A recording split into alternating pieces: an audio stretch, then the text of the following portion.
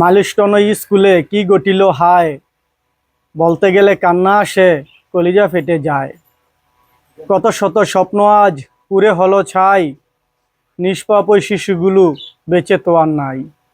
ছুটির ঘন্টা বাজতো যদি 10টা মিনিট আগে, ফুটন্ত সেই ফুলগুলো হারানো না লাগে। সন্তান হারা বাবা মা কাঁদেন যখন শোকে, কিছু ব্যথা এসে লাগে আমাদেরও বুকে। ভাগ্য এমন নির্মম হলো, মানতে কষ্ট হয়, বাবা মার মনে ঢুকলো সন্তান হারা বয়। দোয়া করি এই ঘটনা পুনরায় না হোক, বইয়ের পাতায় ইতিহাস হয়ে সারা জীবন রোগ। বাংলাদেশের ইতিহাসে মাইলস্টোন স্কুলের যেই ঘটনাটি খুবই হৃদয় বিদারক একটি ঘটনা ছিল, এই ঘটনাটা আমাদের কোনোভাবেই প্রত্যাশা ছিল না। আর দোয়া করি ভবিষ্যতেও যাতে এই ধরনের কোনো ঘটনা আমাদের সামনে না আসে, এই ধরনের ঘটনা যাতে না ঘটে, এই দোয়াই থাকবে।